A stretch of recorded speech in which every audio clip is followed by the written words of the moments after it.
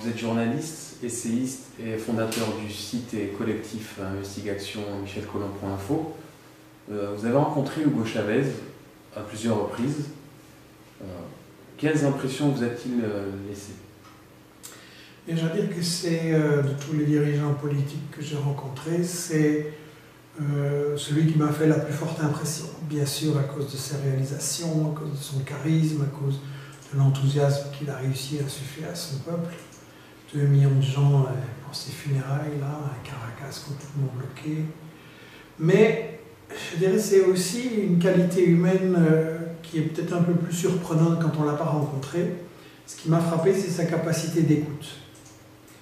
Quand on lui parlait, qu'on soit quelqu'un de connu ou un travailleur, une ménagère, un gosse de Caracas, il écoutait avec énormément d'attention, il ne regardait pas sa montre, et vraiment on voyait qu'il réfléchissait à tout ça. D'ailleurs, ma collègue Vanessa Stojilkovic l'a aussi rencontré il y a quelques années. J'étais là, une rencontre internationale à Caracas, et il lui a parlé, et bien, il prenait des notes dans un petit cahier.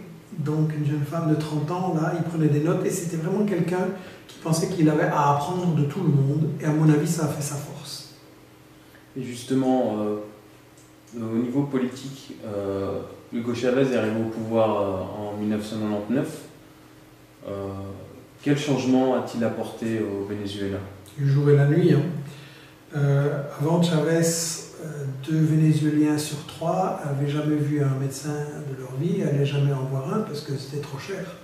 L'argent du pétrole, et c'est la même chose pour l'éducation, pour le logement, il y avait plus de 70% des Vénézuéliens qui étaient sous le seuil de pauvreté dans un pays où le pétrole coulait à flot depuis 80 ans au moins, et où des fortunes colossales se construisaient sur le pétrole. Donc il a changé les règles du jeu, il a récupéré l'argent du pétrole, il a obligé les multinationales à payer des redevances, et il a fait en sorte que cet argent aille à l'État, qui a donc pu reconstruire un secteur public fort et multiplier les budgets sociaux. Et donc maintenant tous les Vénézuéliens ont droit à des médecins de bonne qualité. Il y a 5 fois plus de profs qu'avant, il y a des formations professionnelles. L'année passée, on a construit 350 000 logements donnés aux gens, donnés au Venezuela en un an, pendant qu'ici en Espagne, il y a eu l'année passée, dans la période récente, 400 000 personnes qui ont perdu leur logement. Donc il a changé du tout au tout la situation des Vénézuéliens, et c'est pas du tout étonnant qu'il était adoré par les gens, par la grande majorité de sa population. J'entends bien, mais l'opposition vénézuélienne dit qu'il a centralisé tous les pouvoirs. Évidemment que l'opposition n'est pas contente, parce que justement l'argent du pétrole filait dans la poche des riches et ils l'ont perdu. Évidemment qu'ils ne sont pas contents. Dans le film de Vanessa Stojilkovic dont je parlais, La Bruxelles-Caracas, qui c'est une série de vidéos-trottoirs dans la rue à Caracas, elle interviewe des gens de la rue, des gens du peuple, et aussi des riches dans un quartier commercial très chic. Et il y a un cadre supérieur de la bourgeoisie vénézuélienne qui a une parole très sincère et très honnête. On lui demande est-ce qu'il y a plus de démocratie ou moins qu'avant Chavez, et il répond todo depende del punto de vista. Tout dépend du point de vue. C'est-à-dire, pour les gens du peuple, oui, il y a plus de démocratie, ça va mieux pour eux, et pour nous, les privilégiés, on a perdu nos privilèges. Donc, il faut quand même savoir que les médias occidentaux ont répété cette idée, Chavez, mais en réalité, il s'est fait réélire. Il y avait des élections tous les ans avec Chavez, donc c'est quand même une indication, ça. Et vous parlez des médias occidentaux. La plupart de ces médias occidentaux qualifient Hugo Chavez comme un dictateur qui n'était pas soutenu par son peuple. Ça, il le disait au début, quand il y avait peu d'informations, et puis justement, quand Chavez a gagné 13 élections et référendum sur 14, c'est devenu un peu plus difficile de le dire. En plus, à mon avis, Chavez était beaucoup plus démocrate que les dirigeants européens, parce que c'était un dirigeant politique qui tenait ses promesses. Ici, nous avons des dirigeants politiques qui font des promesses, ils savent qu'ils ne les tiendront pas, mais c'est des promesses pour se faire élire. Donc, moi, je trouve que c'est ça qui n'est pas démocratique.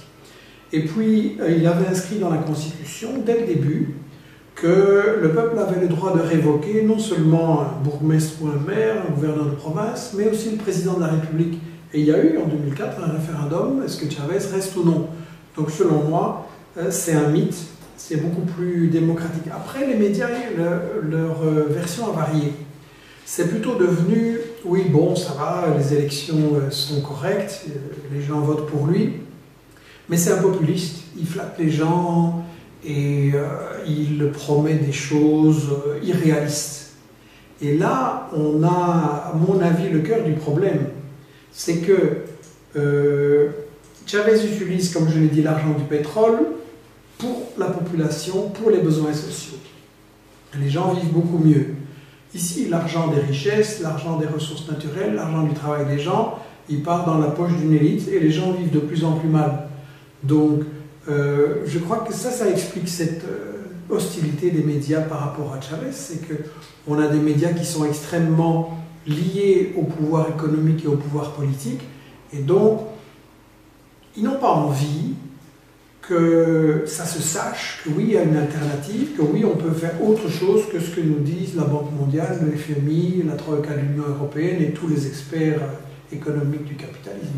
Justement, vous nous dites que les médias ont replacé le curseur, néanmoins il est toujours diabolisé, ne serait-ce que par rapport à la politique internationale, on pointe tout le temps ses soutiens avec Kadhafi, avec Ahmadinejad, son soutien à Bachar el-Assad. Quel est votre avis là-dessus? Premièrement, c'est pas des soutiens, il faut voir. Ce qui se passe en réalité, c'est que nous sommes dans un monde dominé par les États-Unis et leurs alliés, l'Union européenne, qui font la guerre à peu près tous les ans contre les pays qui leur résistent. Et ils font la guerre contre des pays, ils assassinent des chefs d'État, que ceux-ci soient démocrates ou pas. C'est pas ça le problème. Je veux dire, il y a eu des coups d'État contre Chavez au Venezuela, contre Evo Morales en Bolivie, contre Correa en Équateur. Ils ont échoué. Il y a eu un coup d'État qui a réussi au Honduras. Il y a des dictateurs dans toute l'Afrique et dans le monde arabe, au Moyen-Orient, qui sont soutenus, financés, armés, protégés par les États-Unis et par l'Europe. Donc, le problème, ce n'est pas la démocratie. Après, évidemment, selon moi, Chavez ou Evo Morales, c'est beaucoup plus démocratique et c'est clair que c'est ça que je souhaite et pas un dictateur.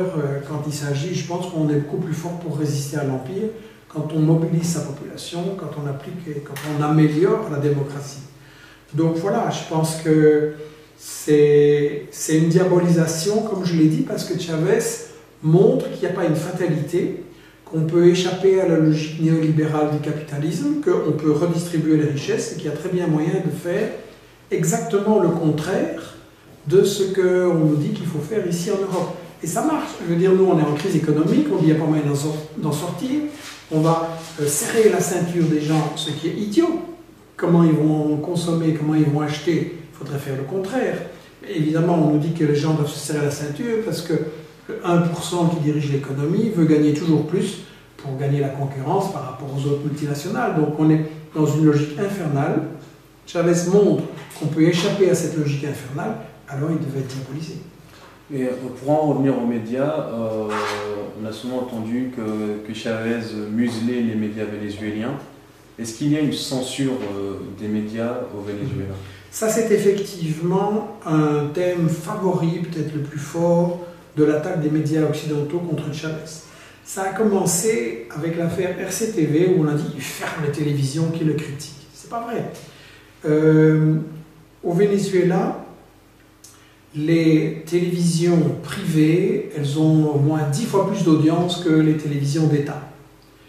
Au niveau des quotidiens, les deux principaux quotidiens, ils appelaient à renverser Chavez quasiment tous les jours.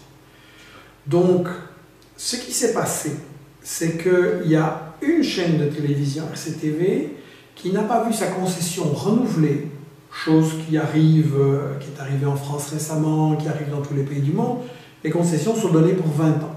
Et la chaîne en question, elle avait commis au fil des années environ 600 infractions à la législation, mais des infractions graves.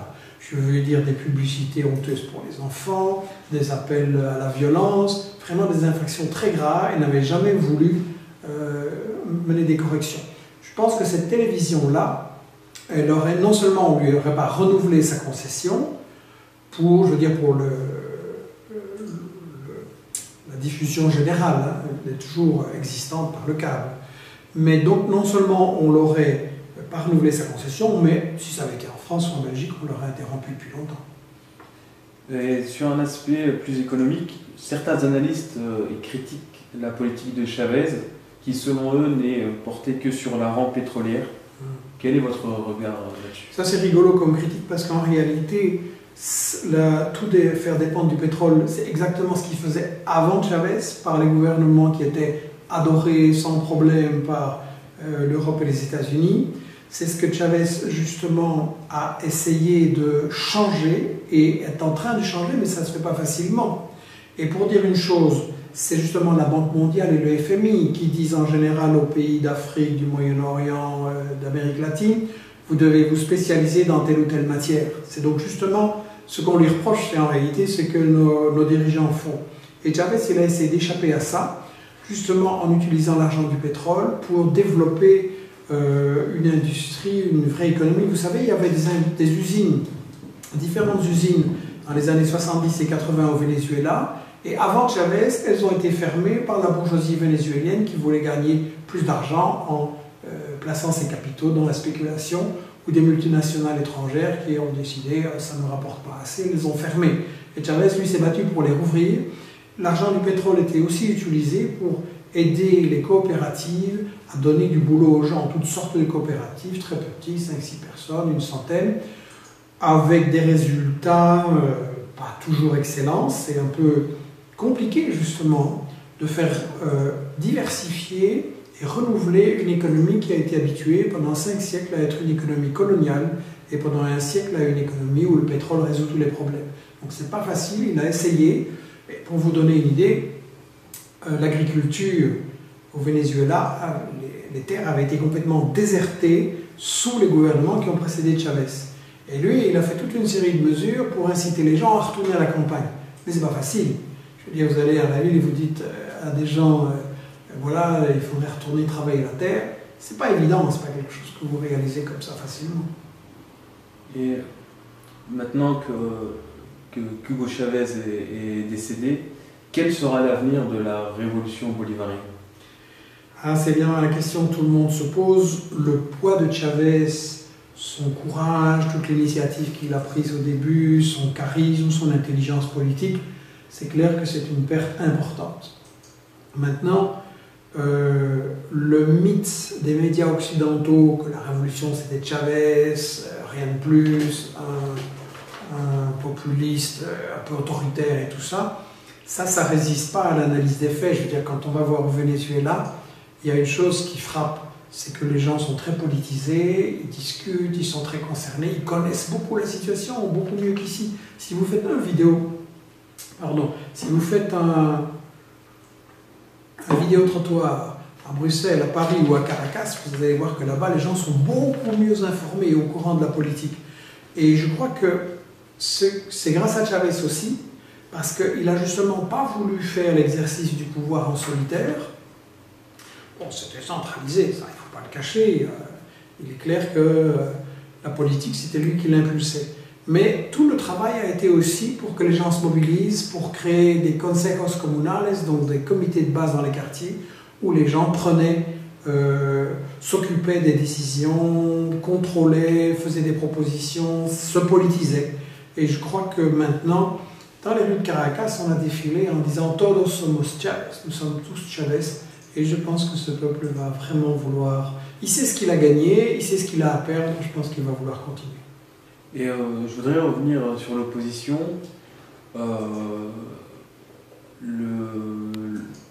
Le candidat battu par Hugo Chavez, qui est Enrique Capriles Radonski, les médias le présentent comme un visage nouveau de la politique vénézuélienne. Oui, on a même dit qu'il était un peu centre-gauche, qu'il ne voulait pas revenir sur les réformes sociales de Chavez. C'est vraiment du lavage de cerveau. Ce type, en fait, c'est un descendant d'une des familles les plus riches au Venezuela, déjà. Il a reçu, pour fonder son parti, qui est d'extrême droite et pas du tout de centre-gauche, il a reçu énormément de l'argent de la CIA. Il était en relation étroite tout le temps avec l'ambassadeur des États-Unis, qui fait vraiment de la subversion à Caracas. Quand il y a eu le coup d'État en 2002, il était dans le coup d'État, il était maire d'une petite commune là où se trouvait l'ambassade cubaine. Il est parti à l'assaut de l'ambassade cubaine, violant toutes les lois du droit international pour expulser les gens, les menacer, etc. Donc c'est un vrai putschiste, c'est un type d'extrême droite. Son programme, quand on le lit, ce que les médias occidentaux n'ont pas fait, son programme c'est l'annulation de toutes les conquêtes sociales, publiques, politiques de Chavez. C'est un programme complètement aligné sur les États-Unis, sur Israël aussi d'ailleurs. Pourtant son discours, il dit qu'il est le gouverneur de la ville de Miranda et il dit qu'il ne va pas annuler mais les promesses électorales, ça coûte pas cher. Mais quand vous lisez son programme, qui est le programme de la MUT, il y a un très bon livre d'un Français qui vit à Caracas, Romain Migus, qui a analysé ce programme. C'est écrit noir sur blanc, qui va revenir sur toutes les grandes réformes de Chavez. On a publié un article avec toutes les preuves de ça sur notre site Investigation. Donc, il ne faut pas me croire sur parole, mais ce que je dis toujours, vérifiez par vous-même et allez lire le texte vraiment. Vous savez, les paroles que vous lancez dans un meeting, c'est facile, c'est le jeu habituel pour faire des voix. Mais il faut aller regarder le programme et c'est dit noir sur blanc qui va annuler toutes les réformes de Chavez. Et justement, comment voyez-vous les élections qui vont se tenir dans moins d'un mois? Je pense que ça va être une grande bataille, ça va être une grande mobilisation des deux côtés. Il y a en général, notamment à cause de l'influence de la télévision privée, c'est en général du 60-40 de façon stable depuis 14 ans. Donc c'est clair qu'avec la perte du dirigeant charismatique, ça peut causer un problème. Je crois aussi que l'émotion et le soutien, j'ai l'impression que le chavisme va gagner les élections. Mais il faut savoir aussi que les États-Unis mettent des dizaines de millions de dollars et même plus pour soutenir les partis d'opposition, les politiciens, les médias, pour manipuler l'opinion. Ils vont mettre le paquet pour essayer de se débarrasser de la révolution au Venezuela, qui concerne aussi, bien sûr, la Bolivie, l'Équateur. Les États-Unis n'ont jamais accepté qu'il n'était plus le patron, le parrain de l'Amérique latine. Et justement, vous avez écrit les 7 péchés d'Hugo Chavez. Pensez-vous que la portée de Chavez ne se limite qu'au Venezuela? Non, pas du tout. Je l'ai écrit justement, ce livre, parce que je pense que, évidemment, chaque situation d'un pays est spécifique, on ne peut pas copier. Mais je pense qu'il y a des enseignements très importants à tirer. Je pense à l'Afrique, où les matières premières sont volées par les multinationales et les gens crèvent de faim. Il n'y a pas de profs, il n'y a pas de médecins. Les mamans ne peuvent pas allaiter leurs enfants, elles meurent en couche, la natalité est terrible, il y a vraiment un très grand problème de pauvreté et de dépendance des multinationales. Et donc, je crois qu'il faudrait 1, 2, 3, 10 Chavez africains pour que les ressources naturelles, le travail des gens, profitent enfin à la population pour échapper à la pauvreté. Et bien entendu, la même chose dans le monde arabe, où le pétrole est confisqué par des cheikhs et des émirs qui se commandent une centaine de Rolls-Royce et de Ferrari, qui vivent dans un luxe indécent, et alors que le monde arabe a absolument besoin de l'argent du pétrole. Je veux dire, l'ensemble du monde arabe a besoin de l'argent du pétrole pour échapper à la pauvreté. Et je dirais même que Chavez, il y a des leçons importantes pour nous en Europe, parce qu'en Europe, on nous dit qu'il n'y a pas d'alternative, c'est l'austérité, enfin, ce qu'ils appellent l'austérité, c'est-à-dire en fait le recul social pour que les 99% donnent encore plus au 1%, il n'y a pas d'issue. Chavez montre qu'on peut faire le contraire et que ça marche. Et donc, je crois que c'est très important qu'on considère Chavez comme une expérience intéressante pour l'ensemble des peuples dans le monde, pour que l'humanité puisse échapper à la pauvreté, à la misère et à tous les conflits, les agressions, les guerres qui en découlent.